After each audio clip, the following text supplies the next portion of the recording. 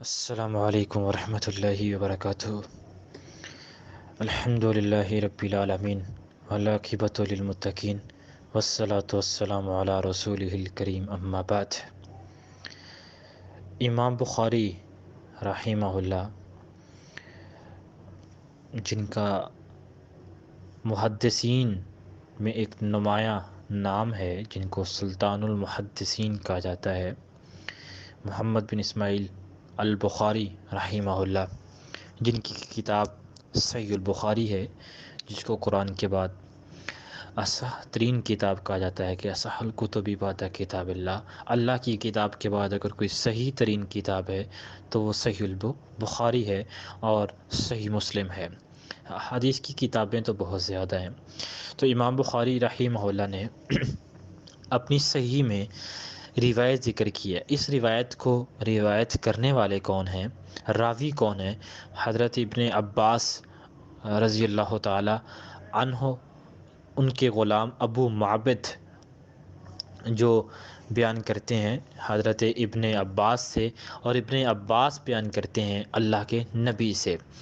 تو اللہ کے نبی کی جو ایک تعلیمات میں سے ایک قول ہے، اللہ کے نبی کا ایک ارشاد ہے، اس کو ابن عباس نے ذکر کیا کہ اتقی دعوت المظلوم، کہ مظلوم کی بد دعا سے بچیں۔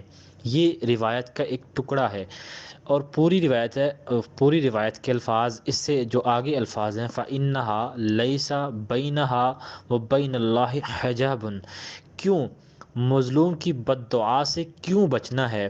ایک تو اللہ کے نبی کی حدیث کا پہلا حصہ ہمارے سامنے ہے کہ مظلوم کی بد دعا سے بچنا ہے۔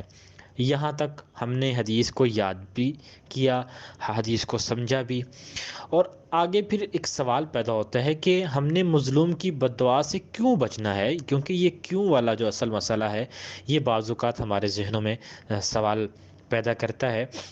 تو اس کا اللہ کے نبی نے خود جواب دیا، کیوں؟ فَإِنَّهَا بَيْنَهَا وَبَيْنَ اللَّهِ حِجَابٌ، کیونکہ اللہ تعالیٰ کے درمیان اور اس مظلوم کے درمیان کوئی پردہ نہیں ہے، یعنی کہ مظلوم کی بد دعا کے درمیان، اب یہ نہیں کہ وہ براہ راست اللہ کو دیکھ رہا ہے، نہیں، مظلوم کی بد دعا اور اللہ کے درمیان حجاب نہیں ہے، یعنی کہ رکاوٹ نہیں ہے، پردہ نہیں ہے، دوری نہیں ہے۔ وہ مظلوم جیسے ہی دعا کرے گا اللہ اس کی دعا کو سنے، بد دعا کو سنے گا، اور اس کی بد دعا کو، یعنی کہ وہ تو دعا کر رہا ہے نا، اور دعا کی صفت ہو سکتی ہے اچھی دعا اور بری دعا، اور جو بری ہے اس کو ہم بد دعا کے کیٹیگری میں رکھتے ہیں۔ تو وہ بد دعا کرے گا تو اللہ اس بندے کی بد دعا کو فوری سنے گا، اور جس کے خلاف وہ بد دعا کر رہا ہے اور اس کے اوپر وہ وہی فوری اطلاق ہو جائے گا۔ تو اللہ کے نبی نے ہمیں یہ بات کیوں کہی؟ کیونکہ اسلام کا ایک نمایاں جو پہلو ہے وہ ہے وحدت، اجتماعیت، محبت، مودت، آپس میں اتفاق و اتحاد، یہ قائم کرنا اصل اسلام کا مقصد تھا۔ اللہ کے نبی کی بعثت کا مقصد بھی ظلم و ستم، اندھیرا، جہالت، فحاشی اور عیانی کو ختم کر کے مسلمانوں کو ایک اتحاد کی لڑی میں پرونا تھا۔ آج اگر ہم ایک دوسرے کی ٹانگیں کھینچنا شروع کر دیں، غریب کو جو ہے وہ غریب تر کر دیں اور امیر کو امیر تر کر دیں، اور آپس میں جو تعلقات کا معیار ہے اس کو بھی فرق کریں، تو یہ اصل میں ہمیں فرق کرنے کا، ختم کرنے کا اسلام نے ایک نمایاں اصول دیا ہے کہ مظلوم جو ہے ظلم کے اوپر ظلم نہ کریں، یعنی کہ ایک تو مظلوم وہ بیچارہ پہلے مظلوم ہے، اس کے اوپر مزید ظلم کریں گے تو اس کی جو آہ نکلے گی، اس کی بد دعا جو اس کی زبان سے نکلے گی، وہ جیسے کہتے ہیں نا کہ بد دعا وہ عرش کو ٹکراتی ہے۔ اس کا مطلب یہ نہیں کہ وہ عرش کو جا کے نوک کرتی ہے، بلکہ وہ بندے کی دل سے بد دعا نکلتی ہے، اور پھر جس کے خلاف نکلتی ہے اس کا نقصان بھی ہوتا ہے، یعنی کہ وہ جو بھی بد دعا کرے گا اللہ اس کو قبول کریں گے۔ کیوں؟ کیونکہ فَإِنَّهَا لَيْسَ بَيْنَهَا وَبَيْنَ اللَّهِ حِجَابٌ، کہ پردہ نہیں ہے، رکاوٹ نہیں ہے۔